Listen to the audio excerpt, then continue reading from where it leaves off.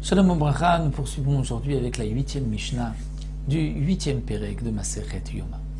Après avoir vu donc toute la Avoda, le service de Yom Kippourim, après nous avoir enseigné les dinim de Yom Kippourim, les interdictions de manger, de boire, de mettre des chaussures, les dinim donc du Pikuach Nefesh, la Mishnah poursuit et nous dit, nous allons passer au pardon des fautes.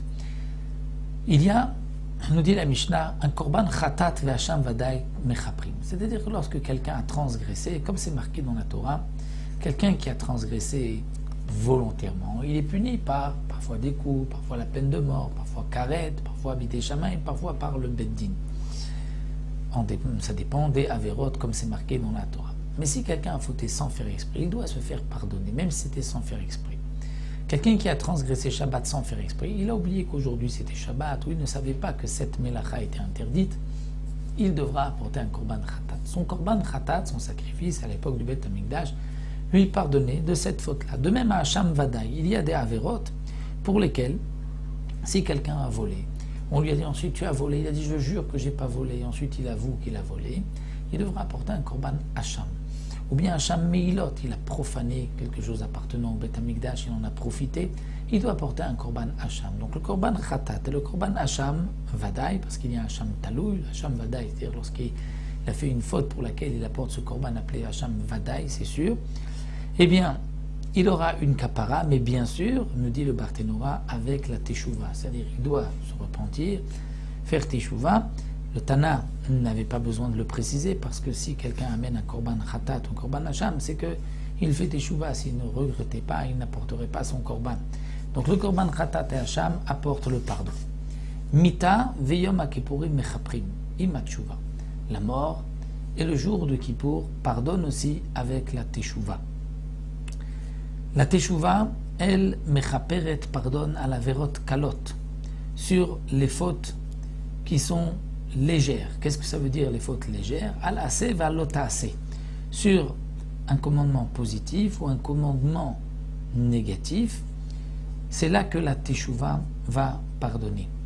Quel commandement négatif? Un commandement négatif où il n'y a pas de malkout. Par exemple, qui est nita klasé, où la Torah dit, quelqu'un qui a volé, il n'y a pas de punition de malkout.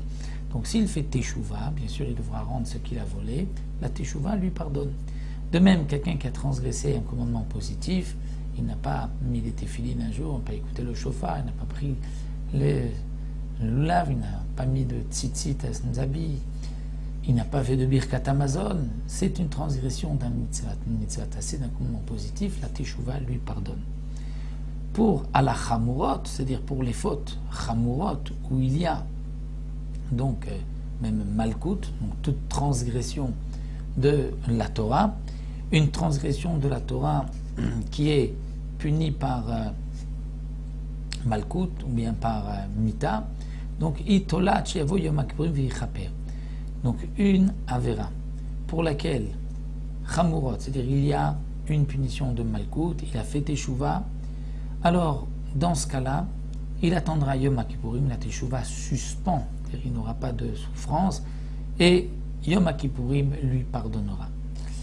La Gemara nous explique que si quelqu'un a fauté sans faire exprès pour Chayve Kritut Mitot Bedin, c'est-à-dire donc il a une faute où il y avait une peine de mort si c'était volontaire, donc involontairement il apportera le korban khatat, et si c'était une faute volontaire, qui a transgressé Shabbat, une des relations interdites, alors la teshuva et Yom Kippourim font suspendre sa faute, et ce sont les yisurim, c'est-à-dire les souffrances qui vont enlever complètement, effacer la faute. Là, c'est lorsqu'il n'y a pas eu de profanation du nom divin. Mais s'il y a eu une profanation du nom divin, là, il n'y a que la mort qui peut pardonner entièrement la faute. Mais tout ceci, c'est lorsque il n'y avait pas, à l'époque, donc, après l'époque du Beth Amikdash, parce qu'à l'époque du Beth Amikdash, où il y avait le bouc, la Azazel, le Seir, la Azazel qui était jeté de la falaise, le Seir pardonnait toutes les avérotes, même les kalot, les chamurot, toutes les avérotes étaient pardonnées sur du Makpurim, sauf les avérotes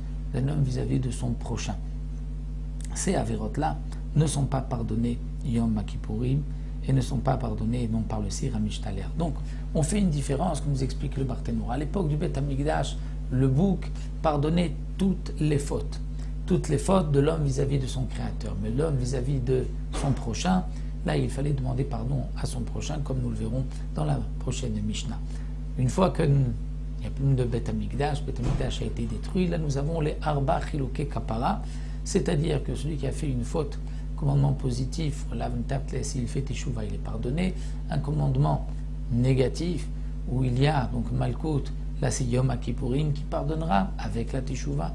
Si c'était une faute pour laquelle il y avait une peine de mort, alors c'est même les Teshuvah, Yom Kippourim et les souffrances qui pardonnent, et Chilul Hashem, profanation du nom divin, là c'est la mort qui pardonne. Donc voici les dinim, donc les Chiloke Kaparot, que nous enseigne ici le Tana de la Mishnah. Donc de toutes les manières, à l'époque du Beth Amikdash, Yom Kippourim pardonnait toutes les fautes, même qu'aujourd'hui nous n'avons plus de Beth Amikdash, plus de Sir la Azazel.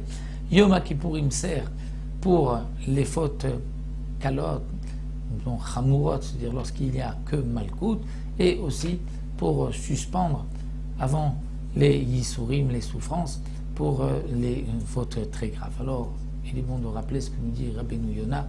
Rabbeinu Yonah dit dans son Sefer Sharet Teshuvah, alors la Teshuvah, pour celui qui a fauté une faute grave et les Isurim, c'est-à-dire les souffrances, sont inévitables, dit le Sharet Teshuvah. Non, il y a un autre moyen de passer outre les Isurim, c'est donner de la Tzedaka ou l'étude de la Torah.